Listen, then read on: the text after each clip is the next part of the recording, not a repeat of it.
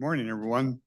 Welcome to Monday meeting of the BOCC under our budget review.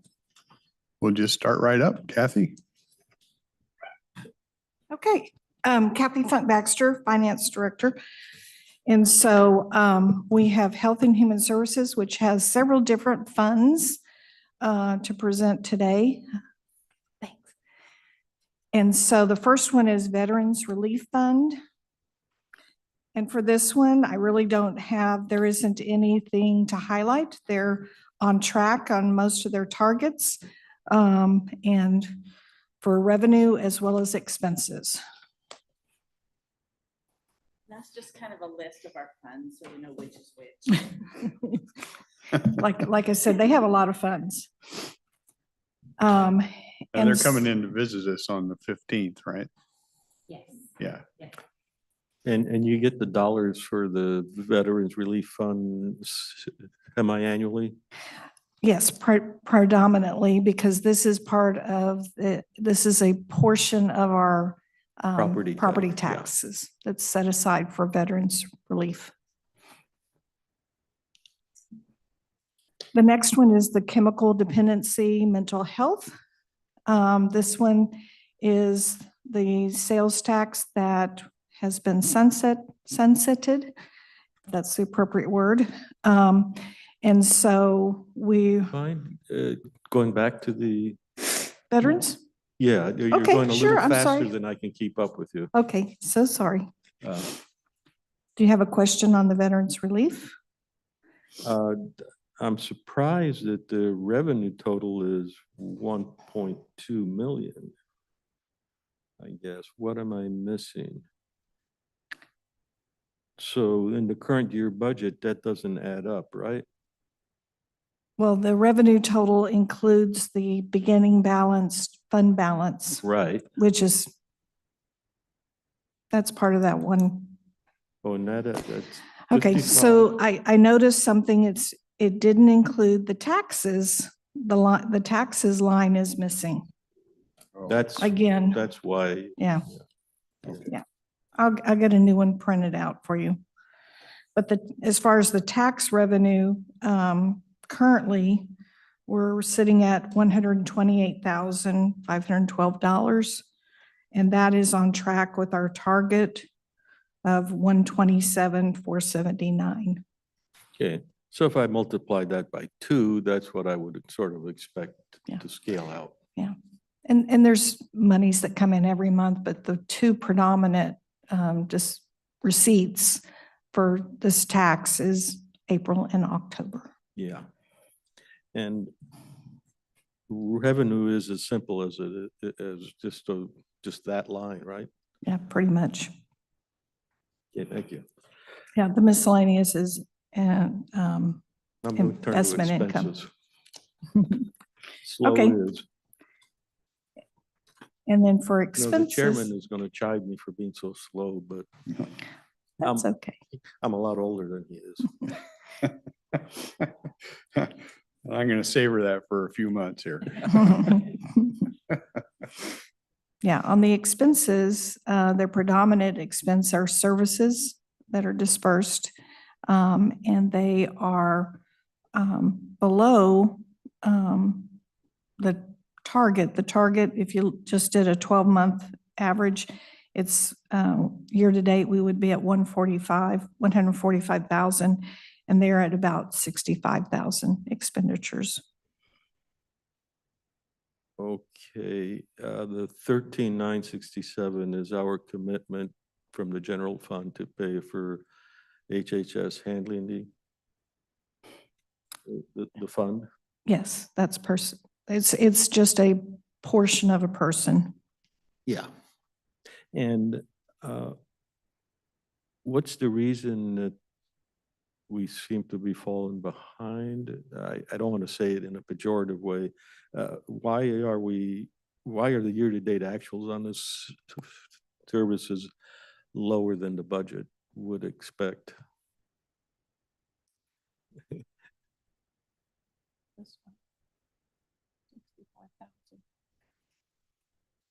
I'm not sure.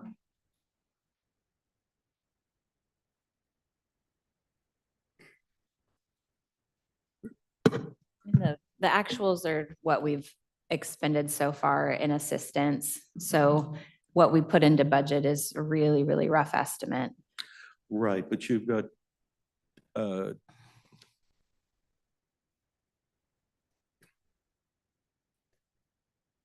so if I took last year's expenditures, if I took the time to read, I would find out that at this time last year, we were about on the par. Yeah, we're about on par with last year. Last year was at 49,000 at this point in time. So we can expect the end fund balance to increase till the end, increase again. So next year, in February, we might be at about 1.2 million. I don't know what they have planned for the rest of the year, Yeah. so. The reason But is, at the current rate of expenses going out, yeah, that Yeah. reserve's gonna grow. so there are, I'm worried that a chunk of money always looks like, let's spend it. And we should, but on something that is useful. And I think Jana's doing a good job of trying to figure out what can be done. But the last thing I want to do is add yet another welfare agency on there to consume the money. Yeah. You know, I've said on the last two, and they are working on bylaws to open some up. And I don't see any great big changes, but they are trying to bring some up more modern to what expenses are today. And I think that's one of the things they want to talk to us Mhm. about on the 15th is some changes to their bylaws. Oh, that's on the schedule? Yeah.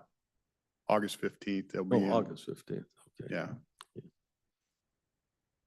Yeah, they've been Yeah. talking about increasing the amounts in the different assistance categories. So that will be one thing we go over with the board at that work session. Yeah, we recently did that, the relief fund, anyhow, right, last year sometime? They did do a small increase last year. Mhm. Yeah. Yep. Yep. There's got to be a lot of thinking and analysis there because, again, I don't want, this is not a convenience net, it's a safety net. Mhm. And we don't want to abuse that. And of the things that I know, the veterans have problems with transportation. In fact, all old people have trouble with transportation. I mean, I can't find my car sometimes. No. Um, I'm not even gonna talk about the briefcase. Very good. Or how about my hearing aids? Yeah. You know where my hearing aids were? Mm-mm. In my wife's purse. Oh, that's a good spot for them. I went for a couple of days trying to find them. Oh, my goodness. I always tell my husband, check on top of the dryer. Yeah. It's usually where everything is. And so it's transportation. The other one is still seemingly housing, and I don't know how to do that. We were trying to work with Kelso in their development, right? Mhm. It's a good time to ask. Mhm. Yeah, Yeah. how's that? We were looking at that for elderly also, and veteran preference even. Yes, I don't believe they've started that project. I think they're still securing some funding, but the board did approve some funding towards that project that would set some units aside for seniors and veterans was part of the. With idea. some hooks, that would be maybe a good place to use some of that money. But, all right, thank you. Okay. Ready for chemical dependency, mental health, behavioral health? This one, again, this morning we made a last minute change to make the font bigger on some of the numbers. And so the line for taxes, again, is missing on this one. So, but the bar graph has the information as far as the taxes. And this is the sales tax revenue that has been sunsetted.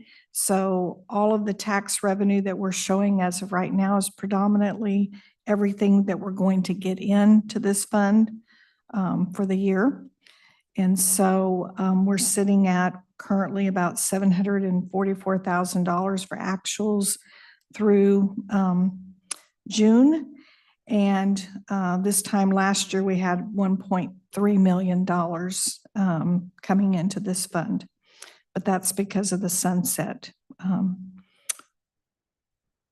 More slowly, so right now the 744 is what we have spent so Collected, far. what we've collected in I'm revenues. looking at revenue. Yeah. Yeah. Our revenues, that's what we've collected so far on revenues. And I don't anticipate anything else coming in on that fund because of the sunset.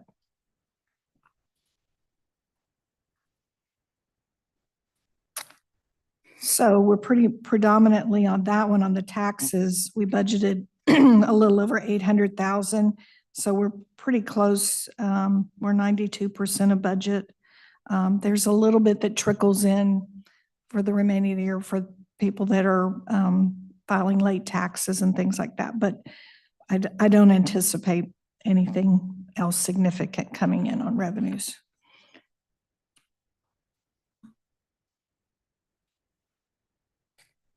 Okay, on expenses. The expenses for this fund are primarily transfers out to other departments. And we've budgeted $2.8 million for those transfers. We're sitting at currently a little over $1 million for the actuals year to date. And at this point in time last year, we were at $1.2 million. So we're lagging for last year a little bit. But that's because this year, for example, in the sheriff's department, instead of having a they actually have a transfer now for their behavioral health services instead of it being an actual expense. So that's where it was last year in services.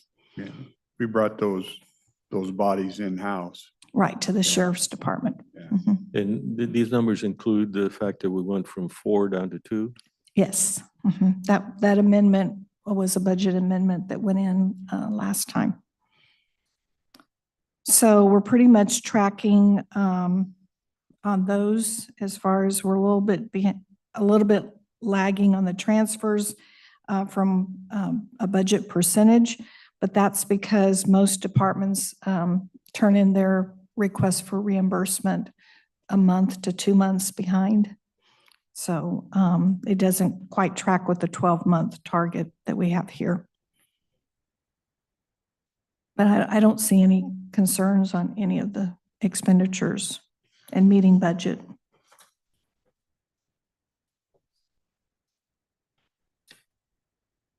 So the earliest, if we wish, the earliest we need to impose that the behavioral health tax on would be 26 sometime, Yeah, maybe 27 even, if we wanted to, yeah. yeah.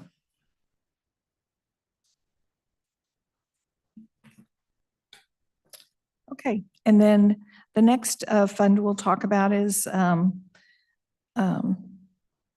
substance abuse, human services department.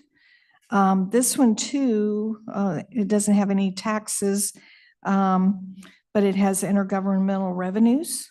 And so those are lagging a bit from where we place the budget, but the state contracts run on a different cycle than ours. They run July to June. Therefore, the budget was based upon those contracts. And the cost reimbursements were based upon revenue. And they also correlate to the expenditures because we're receiving billings from subcontractors. So some contractors, I believe they describe some contracts bill more from July to December than they do from January to June. So And then some are actually paid quarterly based upon state contract requirements.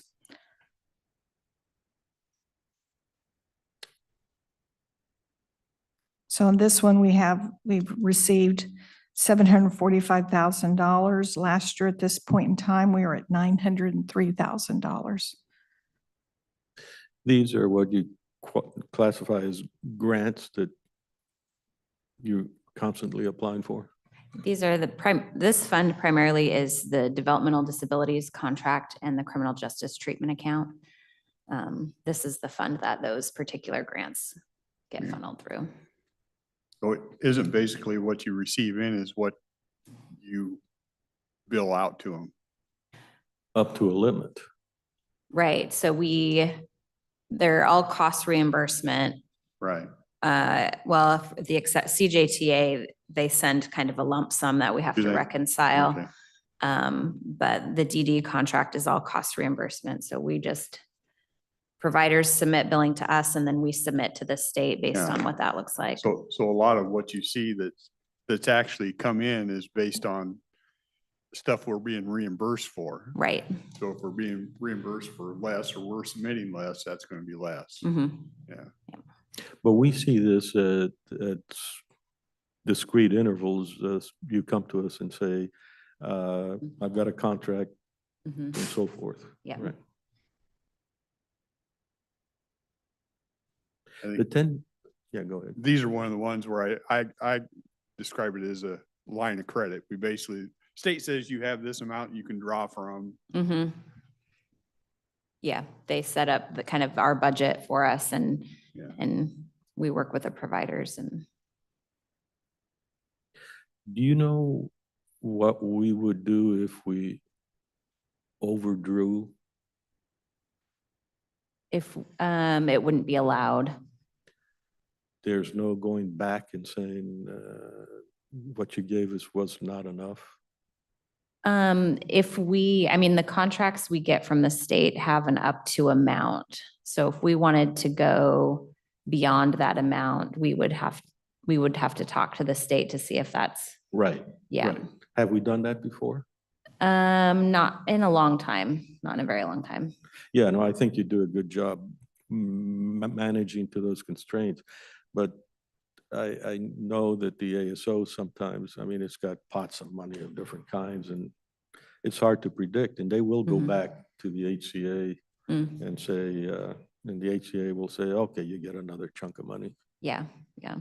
So that always causes me to ask, where are all these chunks of money coming from? Well, His pocket. Yeah. No, Yeah. his pocket. and sometimes they'll ask counties too, if you anticipate a lot of unspent in your Oh, contract, and that's where they get the chunk of money sometimes, Yeah. is they'll kind of redistribute it. Yeah.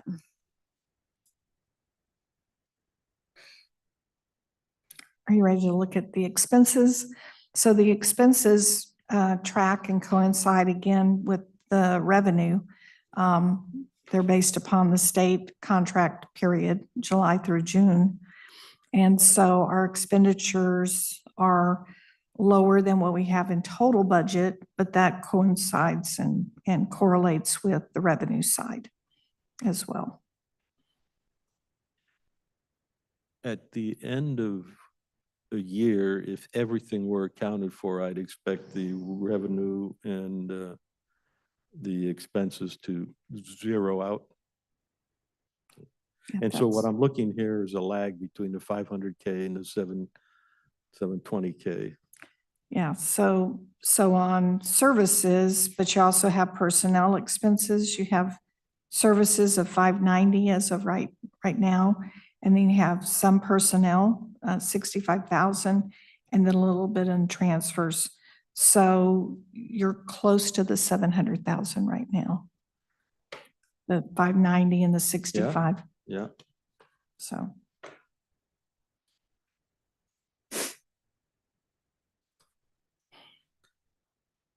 For managing the contracts, you get how much you generally use? Like for our admin, Yeah.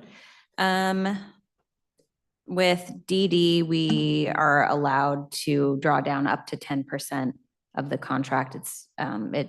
We bill actual time. The same with CJTA. I think it's 10% that is the maximum allowed.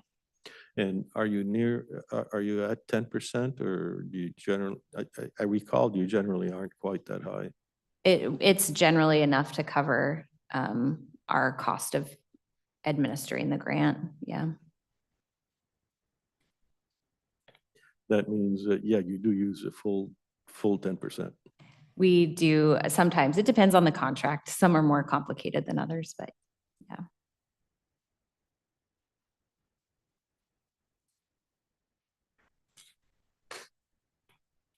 Okay.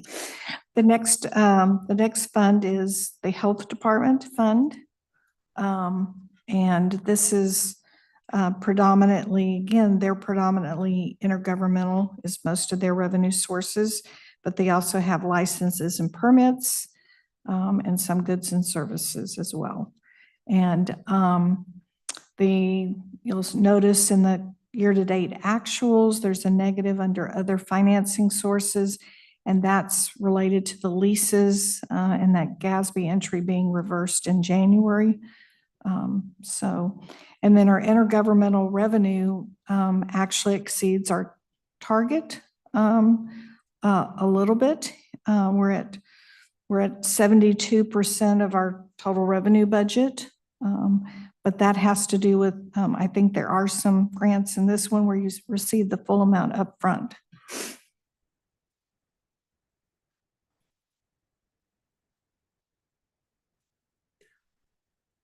The licenses, And permits, for some reason, when we went and changed our fonts, that line disappeared also, but it's in the bar graph. So on your licenses and permits, we're currently at $622,000 basically. And prior year at this point in time, we were at $632,000. So we're tracking fairly consistently with where we were at this point in time last year. And we're just slightly above our budget, our target for budget. so this is for Jane or for Carol. So that's revenue for permits for restaurants, wells, those kinds of things. Exactly. And I beg some of them are paid annually at the beginning of the year, and then others are paid throughout the year. Yeah. So And what is our obligation? What keeps us from charging $1 million for a $100 permit? the board, approve our fee schedule. We try to keep it as close to actual cost as possible. So we do those kind of assessments every few years to determine if what we're charging for the fee covers our cost of doing that work. And It's not a year-to-year adjustment of any kind then? it's usually not year to year, but we try to take a look every couple of years. When was the last time we made an adjustment? Last year, I don't think we had any significant changes. Last year, but I think the majority.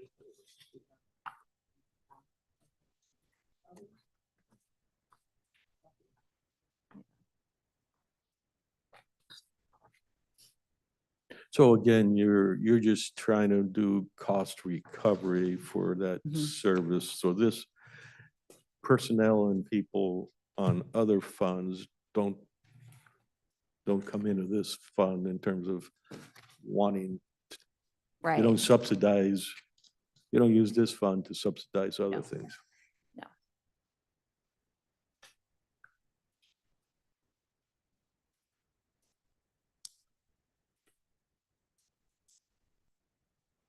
Okay, any more questions? The health permits for restaurants, Mhm. can you give me a price range or what the determinants are? It varies depending on the size of the restaurant and the food that's being served. So if it's a higher risk food and the restaurant has the ability to serve a large number of people, that permit's going to be more than a smaller restaurant that might serve lower risk food or a smaller number of people. So it's kind of a risk-based fee structure. On the food types, I understand. The size of the restaurant, I'm not sure I understand why that plays a factor. I think just the more people coming through, so they'd be potentially serving more of the public than other smaller restaurants. But your job isn't to count the number of heads that go through the restaurant, it's to make sure that the cooking is done. The food is safe, yeah. Yeah, so do you understand why the number of clients should matter? You're not an insurance company or anything. No. I would say the larger the restaurant, the larger number of customers, the bigger the menu, the more complicated their cooking processes usually are. Play into it. Yeah, okay, I had lumped that into the first category, the food types and all that, so. If I only served hamburgers, but I had 100,000 people every day, I would pay much more than if I only had 100 people. Yet I'm serving the same hamburgers. Mhm. I don't know.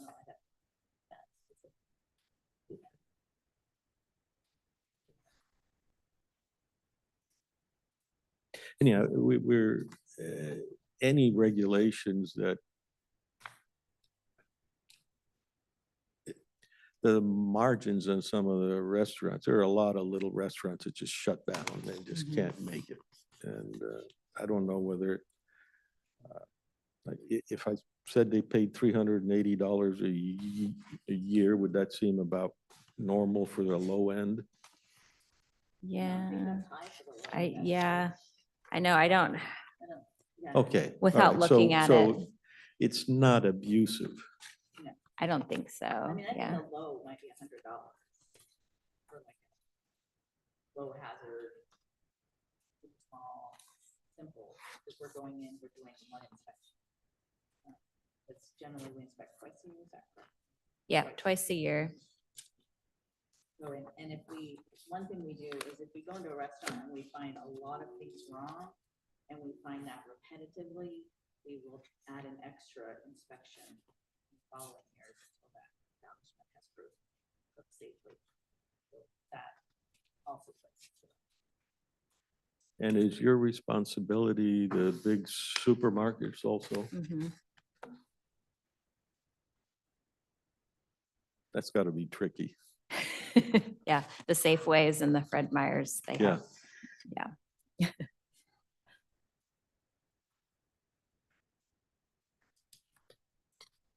Okay, on the expenditures for the health department, the primary expenditure here is personnel. And so we're slightly below our target for budget. We're at 45%, almost 46%. And we would expect to be about 50% at this point in time. They do have a few open positions that may be contributing to being a little bit below our budget. Supplies are slightly above our budget. And so and that's primarily, I researched this and it was due to the GASB entry that was made and was reversed in 2024. So you'll see the same explanation for our capital expense has a negative due to the GASB entry. On the personnel, what is the impact to the public from the fact that you have 2 FTEs open? So the particular FTEs that are open were in the environmental health services section. So we're down a food inspector. So we are, the impact to the public is we're you know, most restaurants we inspect twice a year and we try to keep to that. We are trying to tread the water there with trying to meet that standard with being down an inspector. So we've had to make some adjustments with prioritizing higher risk places and things like that while we're trying to refill those positions. That would seem like the natural thing you would do. So, I mean, whenever I see that there are unfilled positions or openings Mhm. and we're continuing operation, I'm like, doesn't that tell you you don't? Now, when I argue with the court or the sheriff, they throw overtime in my face. Are we dealing with overtime in these issues here? We've not, no. We have tried to just prioritize the facilities and the establishments. We do have someone kind of ready to help fill in if needed, but we haven't called on that person yet to be able to do that. So. Well, I would continue to encourage us to be very careful about bringing on new staff. We ought to look at that as a long-term obligation. Yeah, we did just recently fill the one environmental health specialist position. So we're in the middle of training for that position now, and we're still interviewing for the lead position. Yeah.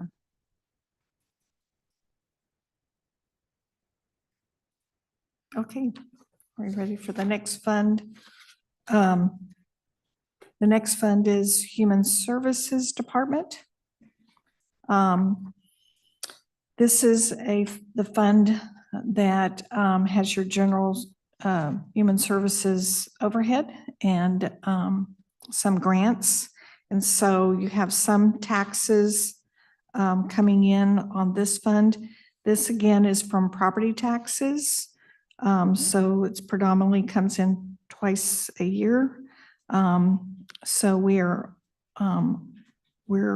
slightly, well, we're actually almost ideally on track for where we at budget on our target. And so we brought in $285,000, and last year at this point in time, we were at $273,000 on taxes. And then intergovernmental is smaller amount. It's a bit lagging, but it's not material to the overall revenues. And so there's really nothing here that has any concern as far as meeting budget.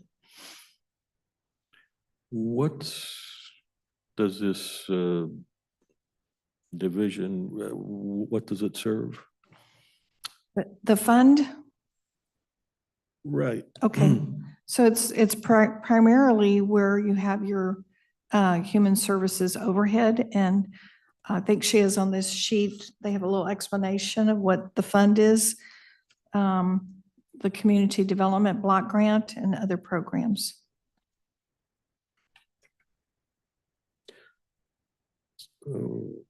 So this particular fund is the group at top that manages all that? Mhm. Oh. So this is Fund 13-101, 14-0, and so forth. Yeah, this particular one is Fund 14001 And only 14. and only that one.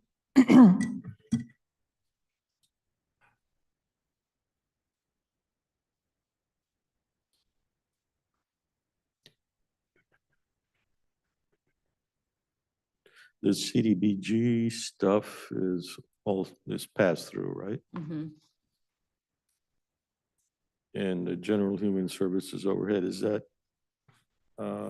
just the operation of your facility essentially? Yeah, yeah. Okay. And other programs, do we have any in history to recount? I don't know if we have other, Carol, do you know if we have any other programs right now? No, but it kind of serves as the go-to if it doesn't fall into one of the other fund types.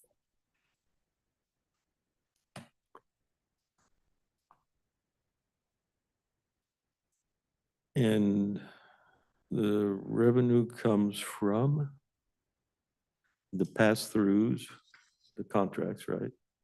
On the on the intergovernmental, yes. Yeah, okay. The taxes are actually a portion of the property taxes that's allocated to this.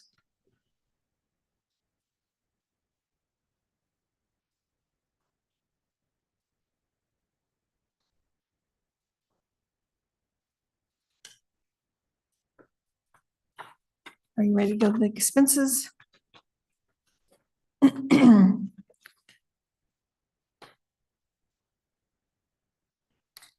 So on the expenses, personnel and services are the two highest expenses for this fund. And our personnel is just slightly below, it's below target. And our other areas are not material off from our target for budget. And transfers are typically made in the third or fourth quarter. So, and there's a total of currently seven FTEs. I assume in this fund, I'll find the IT expenses? Yes, Yes? yes, yes.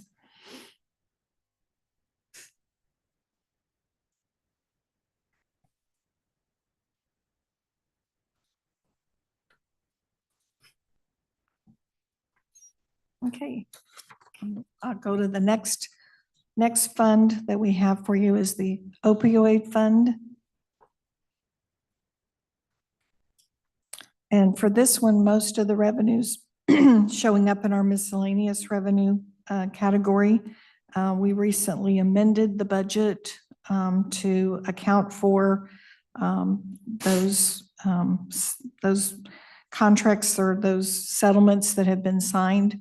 The Janssen, we expect to receive another settlement for Kroger, which was signed and turned in, and we got confirmation that they've received it. So we'll be amending the budget probably later in the year for that particular settlement. It's not included in this revenue budget yet. That's also paid out over umpteen years? I'm not sure on that one. Trying to recall, Lauren, it's 11 years comes to mind on that one, but I'd have to verify. Yeah. It's kind of all over the board, isn't it? Some are Yeah, they don't longer have and it some- post. Yeah, they don't have it posted on the portal. Yeah, You know, I think I look for in things is always a consistency, and if Mhm. they're not Yeah. consistent, then I have to They're not figure out consistent. why. yeah. And generally, there's not much of a rationale for why. Well, these have been kind of all over the board. They're not consistent. Yeah. And how much is that one? The Kroger? The Kroger one? I'm not sure what our portion is, less than the Janssen. So in the Janssen, we received all in lump sum. That was 900,000.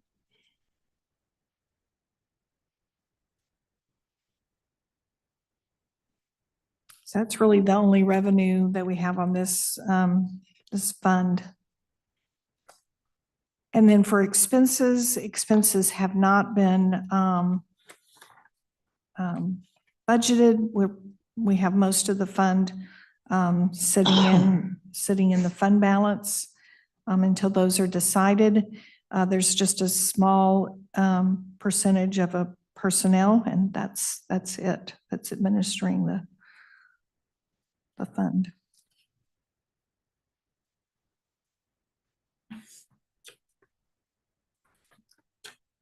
The next fund that we have is our low-income housing and operation and maintenance. That's Fund 18401. For that fund, we have a little bit of tax revenue coming in. And then we have, but predominantly, most of the revenue is intergovernmental. We have a little bit over $3 million budgeted there. Year to date, we have $1.2 million that's been received. And And so it's lagging due to some timing differences. But our expenses are also lagging as well. I think this is the Department of Commerce contract, and it runs on the state fiscal year, July to June, and it's cost reimbursement as well.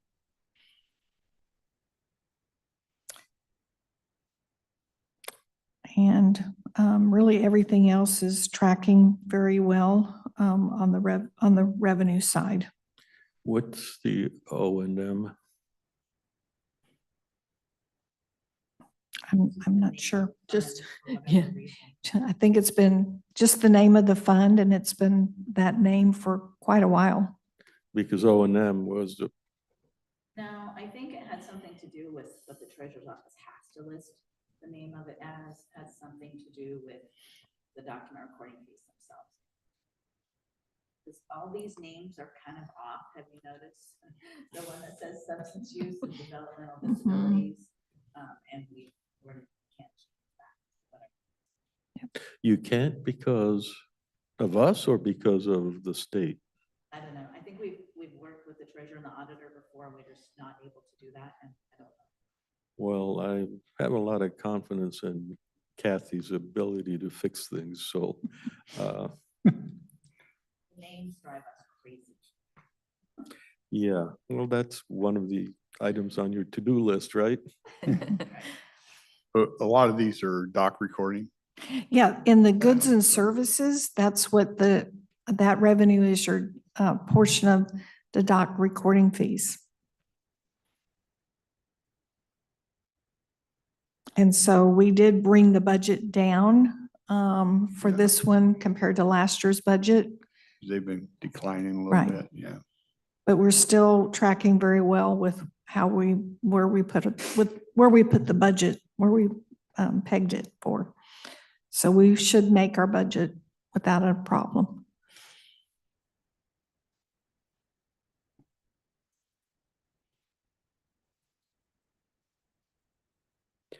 So just to be sure I understand, for our purposes, if we left off and O&M, that'd be fine. Okay. Think so. We'll look at it. We'll see if we can do something about that. So in the intergovernmental, it's about $1 million difference from last year at this time. That's just that's a timing thing. Mhm. Yep, and our expenses are down. Yeah, because a lot of this is reimbursement, so it's just kind of a timing thing. Yeah. But our contract, I mean, our budget is fairly consistent with prior year actuals. So, Yeah. and then on the, if you want to go to the expense side, that too, our services are down because of subcontractor billings, and it correlates with our revenue being slightly down. Yeah. So at this point, we've got about $1.9 million we've expensed, and last year we had about 2.3 that we had expensed at the same time.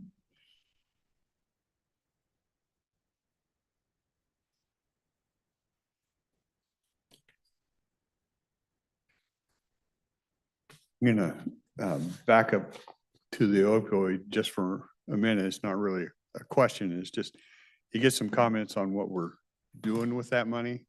And I think the sense that I've gotten from this board up here is we're looking at juvenile, and maybe if it's possible to use some of that for some alterations over there. So I think that's one of the reasons we're just kind of looking to see if that's even possible. On that, the architect, I expect to see, we got an update and we should see plans on that, I think, this week. And then I'll meet with that Yeah. small committee, and then we'll actually bring it to the board, and you kind of look and basically what that'll say, if it's even possible, and if we want to move forward, that will be the decision. Yeah, if I could add on that, if we take a look at the expenditures that we do in the government arena, the growth of the expenditures is matched by the growth of the problems. And you'd kind of look long enough and from a high enough altitude and you say we're doing sort of the wrong things. One piece of the wrong things is, like we talked on the Veterans Relief Board, there's this chunk of money, let's go spend it. And there's not much thought given to specifically what problem are we trying to solve and how are we going to do that. And that's what you're trying to do here is say, yes, there's money coming in, but let's spend it wisely and in keeping with the intent of the money. Yeah. It's fairly simple, actually. But it's so attractive to have all those dollars there. But we get 5% on anything we haven't spent. What was that? We have. The revenue of what we have in account at the treasurer's, Oh, the investment income. Mm. Mhm. not that that makes up for inflation. We had an investment committee last Thursday also, and it's good results. I'm sorry? It's good results. Yeah, I think, I don't have the paper in front of me, but I think projected, it's about $20 million in earnings that we're projecting out for this year, just off the investment fund. we know that some colleges don't need to charge any fee. They've got such a big endowment. Yeah. They get tuition reimbursement, Arn, so. Talking about those fees that go hand in hand, right? Yeah.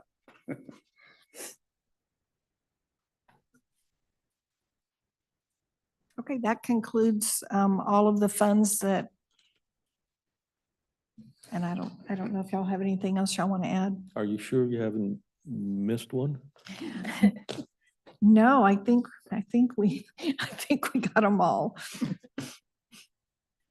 We appreciate your time coming in today. Next we have IT. Uh-huh. So I'm going to give you a handout.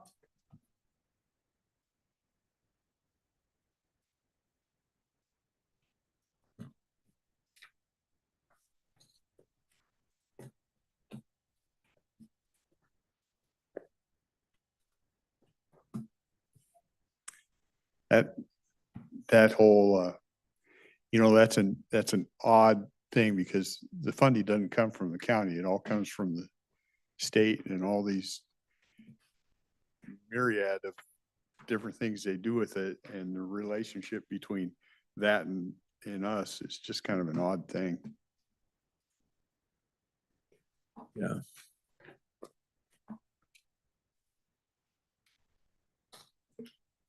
Okay, so we're presenting the quarterly results for IT, and they basically have two funds.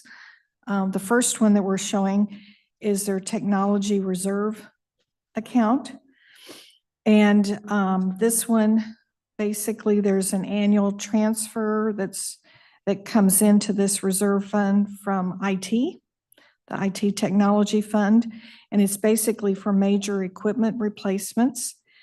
And we haven't booked that yet, but we will be making that entry here later this month. So, and then they also receive investment income, and we didn't put a budget in there, and so we're probably going to go ahead and amend that in our next budget amendment because they are earning funds on their reserve fund. The other funding sources is? That's a transfer in from IT technology. So we charge, as part of our cost allocation plan for IT, we charge all of our departments and our different funds to help us replace major infrastructure. And we set that aside in this reserve account. That usually is first part of the year, right? Yeah, most? well, all the departments are billed at the first part of the year, and so we usually make this transfer a little later. Oh, okay, So we're ready to make that transfer. gotcha. So if I'm a department and was billed or my contribution to this account was $100, will it change the following year and how? It might change the following year depending upon analysis. I think our IT director right now is analyzing everything that we need to procure for the replacement. And so it could change, but I don't anticipate it changing drastically. Because we're Okay. setting aside monies to replace servers, switches, things like that. So I'm looking for the algorithm and the rationale to determine how much goes into that account. Into the reserve. So the budget in total for IT operations is about a little over $4 million. So you can see about 10% of that goes to the replacement account. Is that an algorithm you use? Like at the end of this year, you will say, we spent this much, so we're going to put 10% of that. Yeah, it's not really an algorithm. It's actually looking at what, anticipating what it's going to cost and what the life expectancy is of some of those major equipment replacements and trying to set aside enough money. So for example, the telephone system, we know that when we replaced it this last year, it was $750,000. So we anticipated about a 10-year life on that. And so we are setting aside $75,000 a year to replace the telephone system as part of this capital reserve. That's one example. Okay, yeah, that's a sane thing to do. Very hard to predict in technology, but Yeah, very hard. So that's why we really should look at it every year to say, okay, what are the cost of major infrastructures? And making sure that we're putting enough aside. Another major thing that's in this is there's a replacement for the rugged laptops that are in the sheriff's vehicles. And so next year is the year that we'll be replacing those based upon life expectancy. And so that's about $350,000 for that one-time replacement. this is something I will harp on a little bit, which is, see that this thing about age has me bothered. It's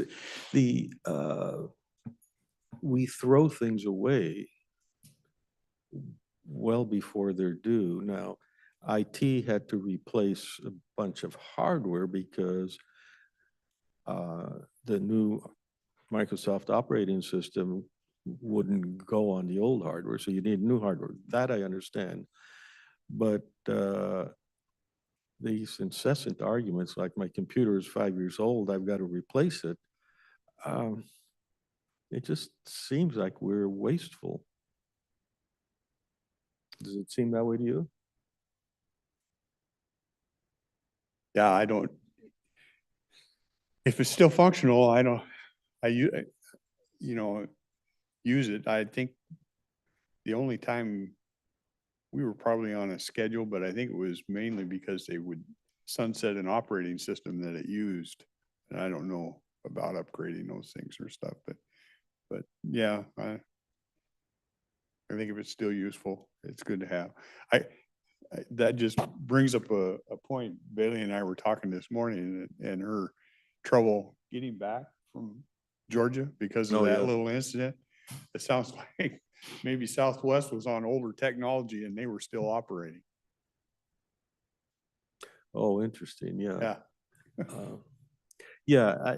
I'm always careful of that because whenever you want to make advancements, you're going to have some 2 steps forwards, 1 step back kind of thing. And that shouldn't stop you from trying to improve things, but yeah, I would appreciate sometime a policy change on replacement, and we'll get told all kinds of things. With the sheriff's department in the past, it was difficult to make amendments because the sheriff at that time, not the current sheriff, would say, well, nobody's shooting at you. And I'm like, really? That's the argument? So I know that our IT director is looking at this account and looking at how we're setting aside so that we can make adjustments and going forward for 2025. Is there a gatekeeper in this account? That is to say, you just illustrated the computers for the sheriff's car, and you're collecting chunk of money. Does that go into this sub account? Yes, So then if we needed the money, we wouldn't be able to reach into it without, without a budget amendment okay. or putting it And in that the would- budget. That would appear to the public. Right, Good. right, Okay. right. And that leads into when you look at the expenses, which is the next page, you'll notice that we have very little budgeted to be expended this year. And we have something under supplies, but I'm going to go back and amend that budget because it really should be, it should be an IT operational expense on that one. And so we're going to amend that down to 0.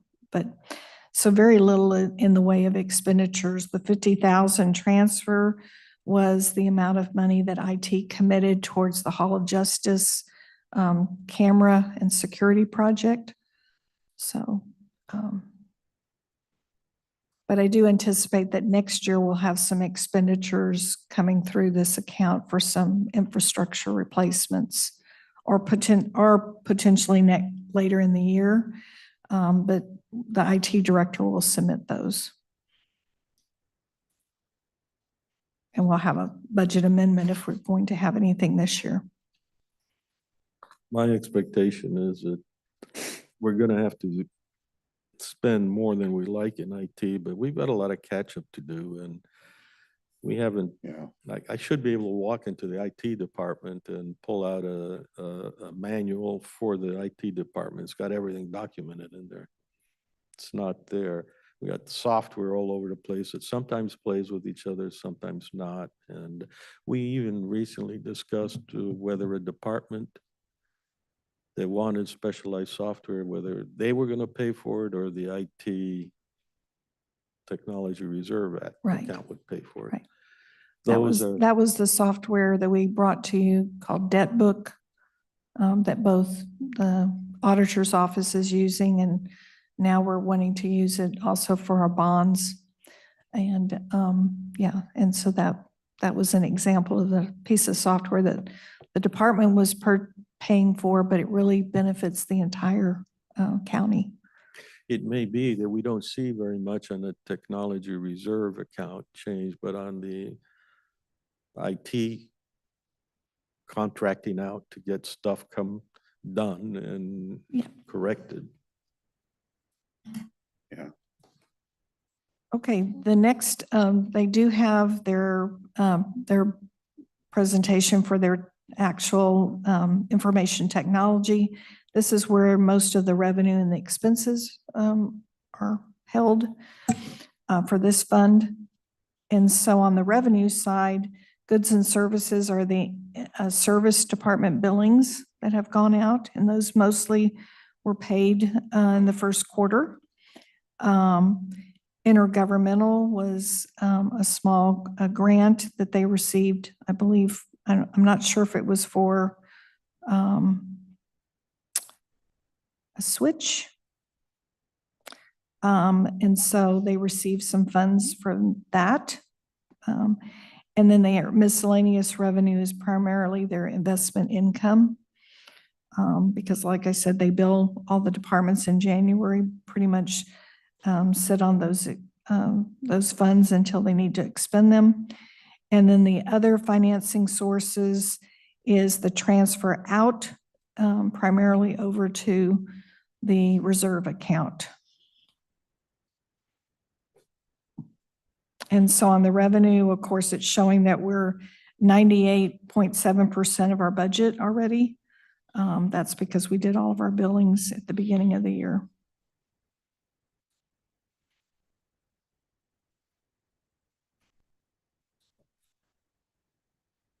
Any questions there? Just sort of in a general sense, you know, if 10 of us are going to go out for lunch or something like that, and we say we'll just do one check and we'll split it equally amongst 10, that bill will always be higher than than the aggregate of us doing it individually. And I wonder if that comes into play also. So I do encourage looking at the budget there with an eye that just because the department wants some software and they think everybody's going to share and bind them that software, that we really want to, this is more for the IT director, we really want to look pretty closely, and I would assume they'd be working with you on what is rational and not from a finance standpoint.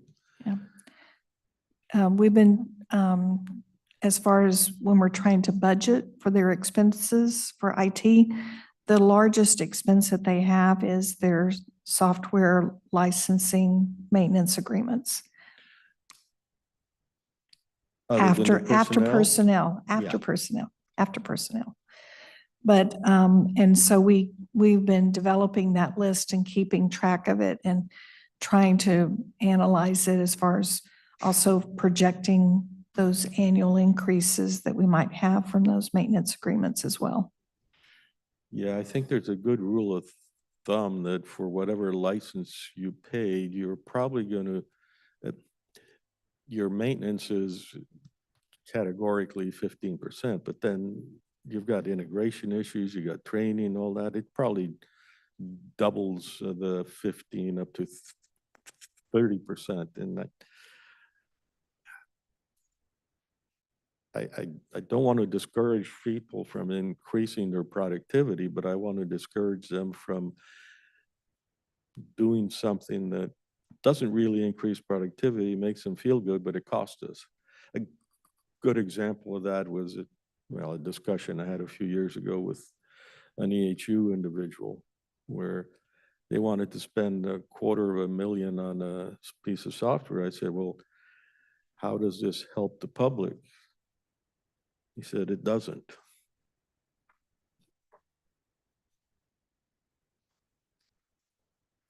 On the expenses, personnel, we're at 918,000 right now. We're year-to-date. Last year at this time, we were at 947. So we're a little bit below that. We have a total of 4 vacancies as of right now in IT. So that's contributing to being below where our target was for our budget. Expended supplies are predominantly, like I said, supplies are predominantly where the category for the software licenses and maintenance agreements are. And those, when we look at them, most of those come in during the 3rd and 4th quarter of the year. So that's why it shows it's lagging, but it really isn't. We'll be seeing those expenses coming in later in the year because they're annual contracts. Some of the contracts are multi-year contracts, which help us keep those costs down on the escalations. But like I said, those will primarily be in the 3rd and 4th quarter. And then transfers out haven't been made yet. That's another large category. And so those will be being booked before the end of this quarter. And so really there isn't any other major expenses for this fund right now, showing we do have a little bit budgeted for capital, but not very much because most of the capital will be in the reserve account.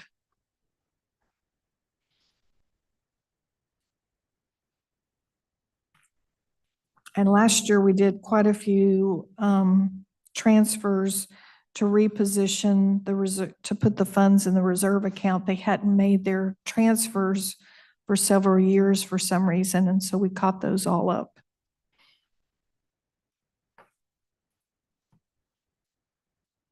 And that's all I have for IT.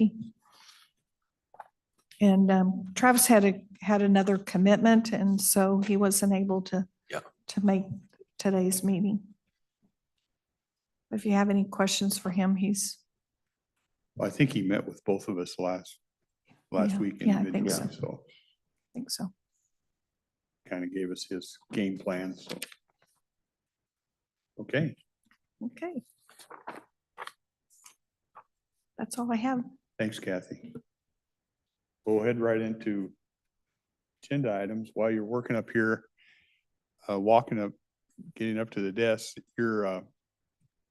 I read your response to Kelly on the request for a shooting ordinance, Oh, yeah.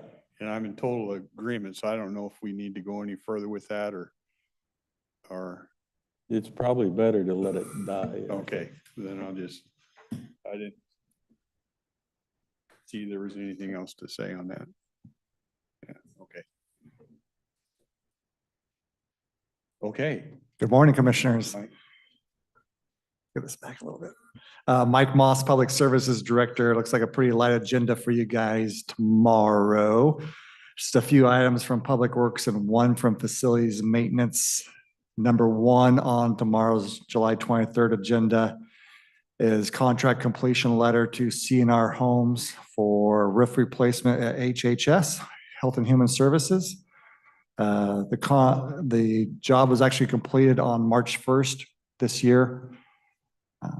It was roof replacement, but also adding safety rails on one side up there around the HVAC equipment. It was not a lot of room to work around the HVAC equipment, so part of the task was to do that, add safety rails, and also add an internal ladder.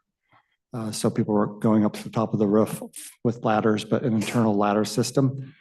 The bid amount was for $329,000, and the actual final amount was $329,000. There was 0 change orders on this job.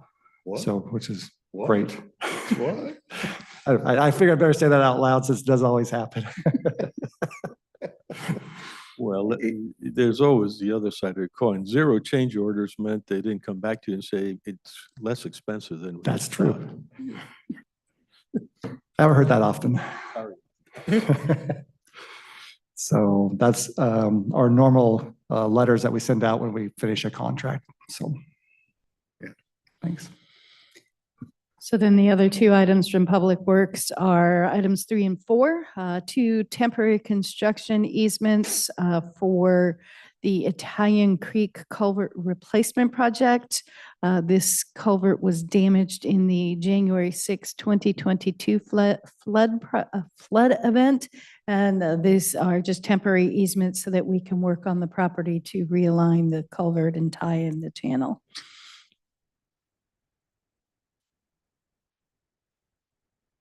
Pretty simple. Yes. I had I'll share a couple comments with you, and this is actually a compliment to Susan and Tracy. Last Thursday, we had feedback because Susan's been working on that, the private road things.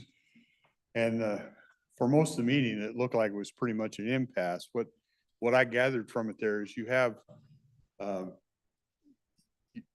when you get to the larger development, Susan's trying to write a thing that will fit that. But some of the BPAC people are saying, well, then it really doesn't work on the smaller, and how you're going to make those things work. So spent most of that meeting just sitting in a kind of an impasse. What are we going to do with this? And I'm making the assumption, because Tracy and Susan were sitting by each other, that they kind of got their heads together and by the end of the meeting, it looked like building and planning is going to take on 9 and under and build a set of standards for private road for that. Because I didn't hear anybody really have any complaints with when you got bigger than that with what you had in there. So I thought it was a good example of those two getting together and working through the problem and finding a path that we could keep walking and just sitting at this impasse. So my compliments to you two for working that out. Yeah, I agree. That if, the challenges, it sounds like from the smaller, not the true developers, but people that just want to have four lots or want to turn into 4 lots, they have the headache of trying to go through the private road, having a completely set of different process and procedures for those people makes total sense. And probably, I would guess at the end of the day, even probably keeps Public Works out of it, other than when they connect to the county road, that for 9 and under, they probably work 99% of the time just with building and planning and have a one-stop shop. Yeah, I just thought it was good work Yeah. on both your parts to find a way to keep this thing moving, moving down the Yeah. path. The other thing I had, and I don't even know if it's under maintenance or not, I got a comment over the weekend that our flag at Expo looks terrible. That it's ripped and stuff, and I don't know if that's. Yeah, we maintenance usually- People are, We change out ones for like our buildings, like maybe a road shop and admin, but I don't think we had a request Oh. for over there, but I'm going over there to drop off some signs later today for the fair rodeo. look at it, Mike. I'll take a look at this morning at it. Yeah, that starts this week? Yeah, Wednesday will be opening day of fair, correct?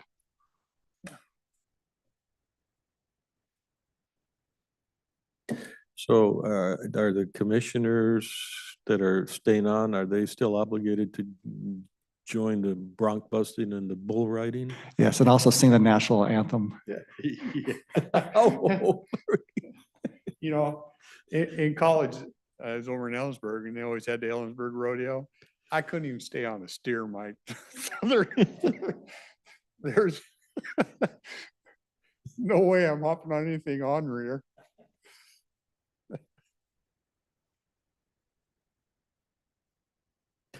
no motion items tomorrow. Pretty simple tomorrow.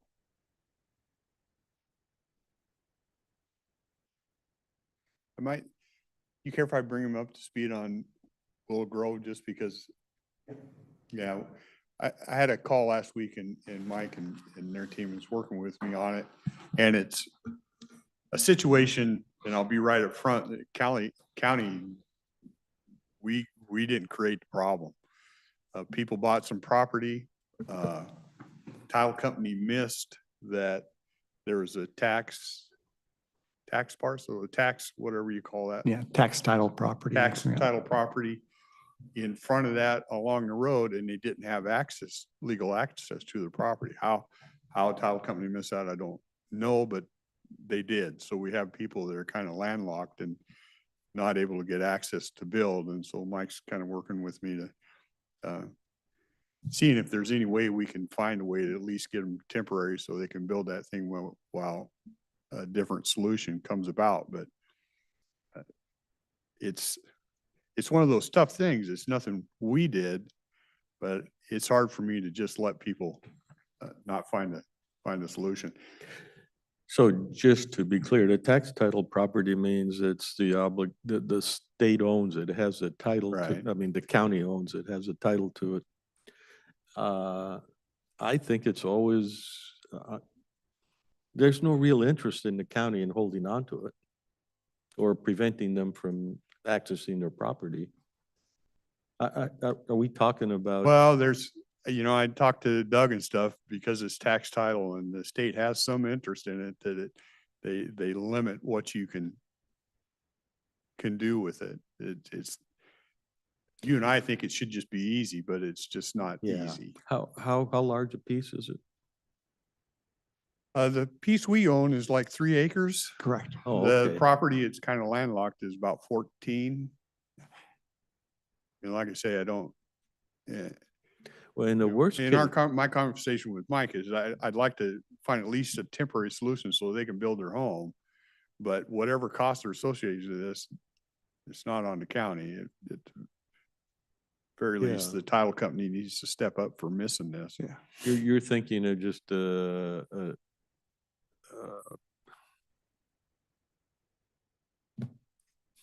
easement.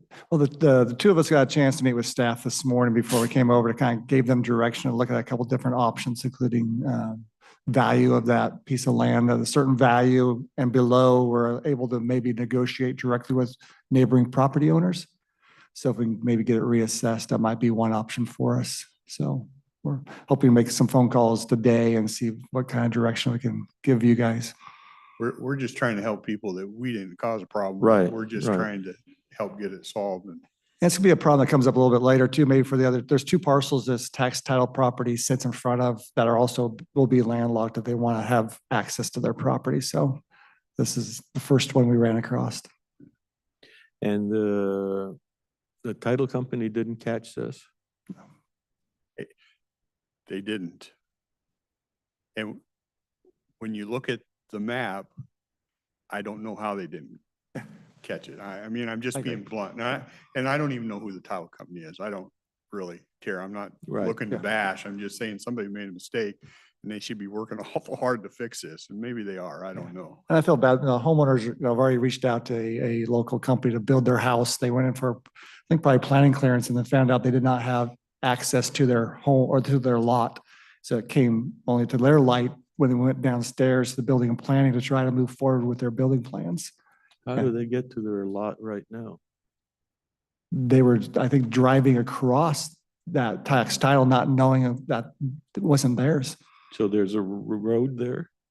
It might have been an old driveway. I'm not exactly sure. I haven't been out to look at Yeah, it, so I'm yeah. not quite sure. Yeah. From what I understand from the real estate agent, there was a old existing driveway. Yeah. No matter how careful you are and you get your title insurance, Yeah. these things happen. Correct. So that's just more, just in case you hear something. Yeah. You're up to speed. Location approximately? Willow Grove. Okay. So when we hear more news, which I'm expecting to hear this week, Commissioner will pass that information on to you and also the homeowners. In the hollow? Pardon me? In the hollow? Yes. I hope they research things well. Yeah.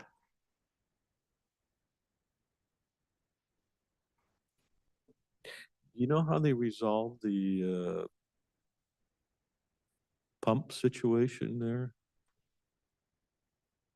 Remember, they have such a short, small tax base, and they had some pretty serious obligations on the pumps. I believe they bought a temporary pump, so that when it gets really high, they can hook that up and get that running too, not a temporary pump, but an auxiliary pump that's not hooked up to the floats. And then they will run a line over the roadway to give them some extra pumping power. Wow.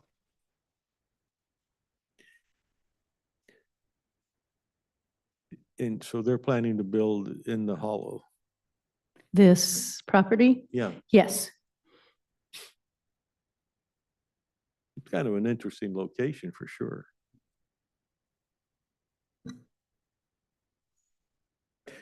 It's your district. Yep. I cover a lot of area, unfortunately. I do have one other thing because it's not like I just walk in your office and sit down with you. Have you, we have staff, our clerk and Kathy and them are trying to put some food service back in Hall of Justice. Right. Have you heard some of the Haven't heard issues they're anything. having with that? I don't recall.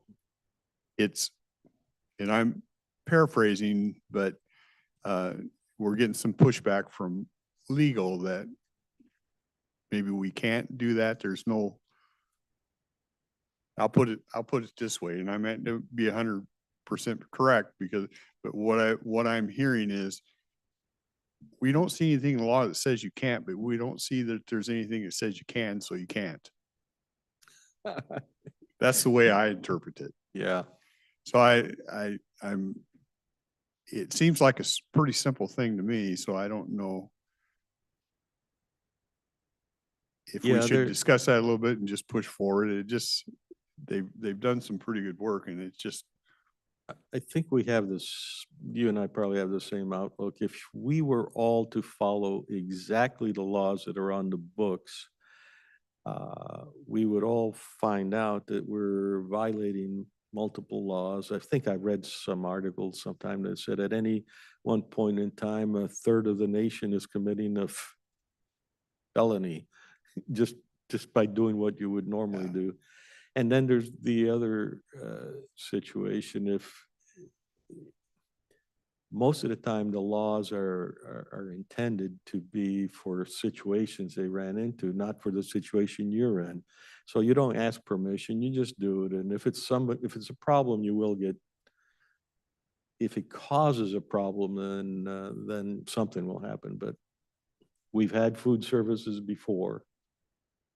I think some of the concern is that we're not having another vendor do it, we're doing it ourselves. And basically what they have set up in place is we have a local coffee vendor that'll give it or provide us the supplies and stuff, and we'll be able to do that.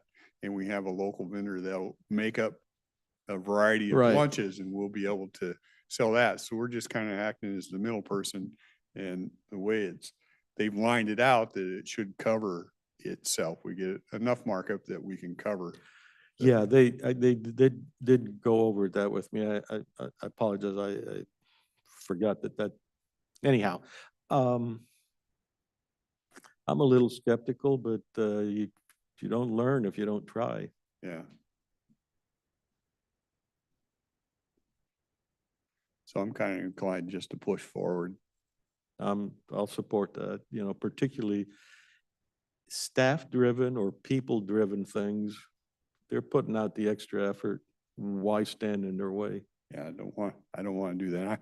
I'm with Yeah. you. And if it works, it works. There's nothing over there right now. So I think all just would probably like seeing something. Yeah. Okay. That's the list of my miscellaneous. You got to sit through them all.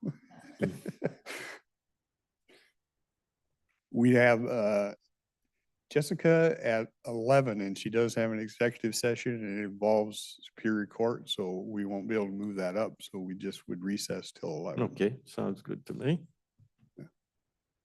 Okay, we'll reset.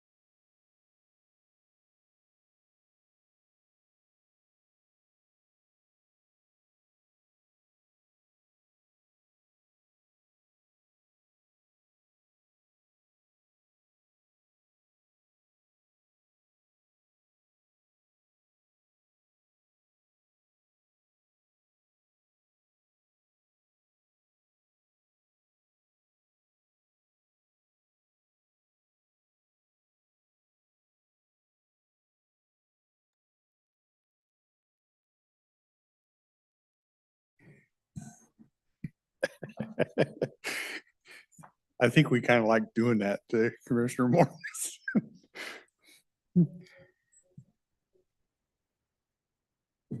I am here. Okay, so we're back from recess. We're under. Ryan, we have executive session. Potential litigation is what I'm seeing here. Time frame on it?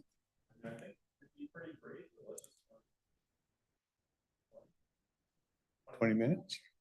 Okay. We will break to executive session, 20 minutes, potential litigation.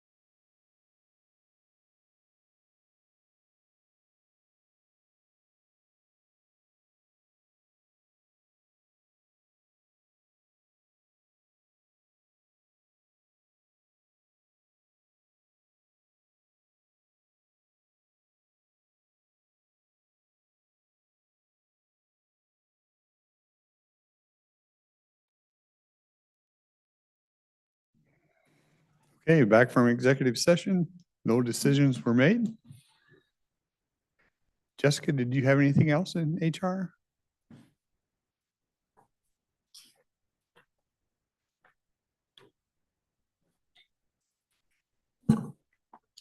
Good morning, Jessica Warren, Human Resources. I have one request this morning from Corrections. They're requesting to fill their Corrections Specialist 3 position. The employee is choosing to move back to a Corrections Officer position, so they would like to fill her position along with any domino effect, because this could be filled internally. And they're also requesting 2-month overlap for training purposes due to her involvement in payroll processing. I need some clarification. So there's a person on staff now that wants to change assignment. Correct. She previously was a corrections officer, also a captain. She's been in a clerical role for several years now, and she'd like to go back to a corrections officer position. And we still have openings in the correctional officer position. Correct, yes. Right. So then the dominoes. Yeah, and there's other clerical staff that may apply for her position that may create other openings. Got it. Okay, And Marin should be online too if you have any questions for her. Okay. we're good. Are you good with the overlap as well? 2 week for training. 2 months 2 for months, training. yeah. I don't like to quibble about really small change. It seems like it's a substantial overlap, but that's okay. Marin is looking at me. You may not need the 2-month overlap, but Amy's does, our payroll is really pretty complex. So I just, I think we may be able to do it with a month, but it could be 2 months at the most. Because Okay. she would have to train the internal, and then the internal person will have to train the new person. So there's two series of Yeah, trainings that'll have to happen. I'm good. Okay, I'm good. Okay, Thank you. And that's my only request this morning. Okay.